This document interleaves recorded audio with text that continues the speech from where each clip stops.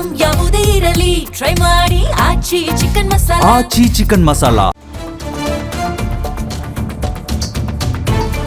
ಕಾಂಗ್ರೆಸ್ಗೆ ಮುಸ್ಲಿಂ ಸಮುದಾಯದಿಂದ ಎಚ್ಚರಿಕೆ ವಿಚಾರಕ್ಕೆ ಸಂಬಂಧಪಟ್ಟಂತೆ ಬೆಂಗಳೂರಿನಲ್ಲಿ ಶಾಸಕ ಮಾಗಡಿ ಬಾಲಕೃಷ್ಣ ಪ್ರತಿಕ್ರಿಯೆಯನ್ನ ನೀಡಿದ್ದಾರೆ.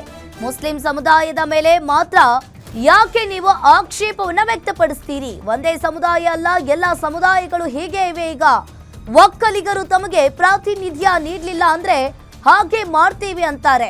ಮತ್ತೊಂದು ಸಮುದಾಯದವರು ಹೀಗೆ ಮಾಡ್ತೀವಿ ಅಂತ ಹೇಳ್ತಾರೆ. ಎಲ್ಲ ಸಮುದಾಯಗಳು ಈಗ ಹೀಗೆ ಇದ್ದಾವೆ. ಈಗಾಗಲೇ ಪತ್ರ ಬರೆದ ವಿಚಾರವನ್ನ ನಮ್ಮ ಹೈಕಮಾಂಡ್ ಈಗಾಗಲೇ ಗಮನಿಸ್ತಾ ಇದೆ.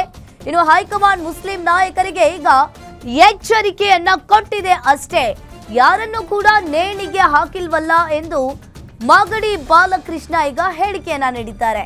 ಕಾಂಗ್ರೆಸ್ಗೆ ಮುಸ್ಲಿಂ ಸಮುದಾಯದ ವಿಚಾರಕ್ಕೆ ಸಂಬಂಧಪಟ್ಟಂತೆ ಬೆಂಗಳೂರಿನಲ್ಲಿ ಶಾಸಕ ಮಾಗಡಿ ಬಾಲಕೃಷ್ಣ ಹೇಳಿಕೆಯನ್ನ ನೀಡಿದ್ದಾರೆ.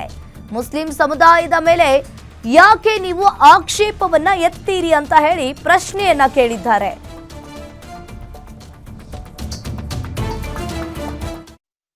ಆದರೆ ಅವ್ರದ್ದು ಇರಲಿ, ಅದ್ರ ಬಗ್ಗೆ ಅವ್ರ ಅಭಿಪ್ರಾಯ ತಿಳಿಸಿದ್ದಾರೆ. ಅದರ ಬಗ್ಗೆ ನಮ್ಮ ಹೈಕಮಾಂಡು ಅದನ್ನು ಕೇರ್ ತೊಗೊತದೆ. ಜಮೀರ್ ಬಗ್ಗೆ ಬಹುಶಃ ಏನೂ ಆಗಲ್ಲ. ಜಮೀರ್ ಅಣ್ಣಂದು ಕರೆಕ್ಟಾಗಿ ಅವನೇ ಅಂತ ನಾವು ಅಂದ್ಕೊಂಡಿದ್ದೀವಿ ಅಂತ ಹೇಳಿದ್ವಲ್ಲ ಆಗಲೇ, ಏನೂ ಆಗಂಗೆ ಕಾಣಲ್ಲ. ಬಟ್ ಅದು ಅವರ ಅಭಿಪ್ರಾಯ ಅವ್ರು ವ್ಯಕ್ತಪಡಿಸೋರೆ. ಸರ್ಕಾರದಲ್ಲಿ ನಮ್ಮ ಹೈಕಮಾಂಡು ಅದ್ರ ಬಗ್ಗೆ ಗಮನ ಹರಿಸಿ ಅದ್ರ ಬಗ್ಗೆ ಪರಿಶೀಲನೆ ಮಾಡಿ ಕ್ರಮ ತಗೊಂತಾರೆ. ಅಲ್ಲ, ಎಲ್ಲ ಸಮುದಾಯಗಳು ಇದಾವೆ ಪಾಪ, ಅವ್ರ ಮೇಲೆ ಯಾಕೆ ಹೇಳ್ತೀರ ಅಲ್ಪಸಂಖ್ಯಾತ ಸಮುದಾಯ?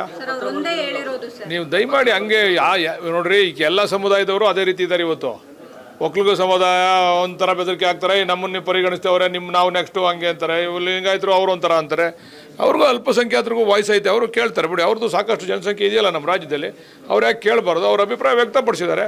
ಅದನ್ನು ನಮ್ಮ ಹೈಕಮಾಂಡು ಸೂಕ್ತವಾಗಿ ಪರಿಶೀಲನೆ ಮಾಡ್ತದೆ. ಕಾಂಗ್ರೆಸ್ ಪಕ್ಷ ಅಧಿಕಾರಕ್ಕೆ ಬರೋಕ್ಕೆ ಯಾವುದಾದ್ರೂ ಒಂದು ಸಮುದಾಯ ನಿಲ್ತು ಅಂದರೆ ಅದು ಮುಸ್ಲಿಂ ಸಮುದಾಯ, ನಮ್ಮನ್ನ ಈಗ ತುಚ್ಛವಾಗಿ ನೋಡ್ತಿದ್ದಾರೆ ಅನ್ನುವಂಥದ್ದು. ಮುಸ್ಲಿಂ ಸಮುದಾಯದ ಜೊತೆಗೆ ಬೇರೆ ಸಮುದಾಯಗಳು ನಿಂತಿದ್ದಾವೆ.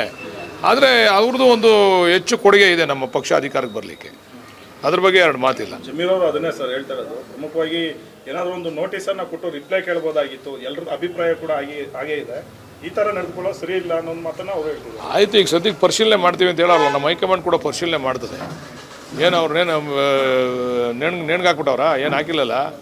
ಒಂದು ಎಚ್ಚರಿಕೆ ಕೊಟ್ಟಿದ್ದಾರೆ, ಯಾರು ಪಕ್ಷದಲ್ಲಿ ಯಾರು ತಪ್ಪು ಮಾಡಬಾರ್ದು, ಯಾರೇ ಆಗಲಿ ಎಷ್ಟೇ ದೊಡ್ಡ ವ್ಯಕ್ತಿ ಆಗಲಿ ತಪ್ಪು ಮಾಡಬಾರ್ದು ಅಂತ ಹೇಳಿದ್ದಾರೆ. ಅದನ್ನು ಸರಿಪಡಿಸ್ಕೊತಾರೆ. ಈಗ ಸಾಧಕ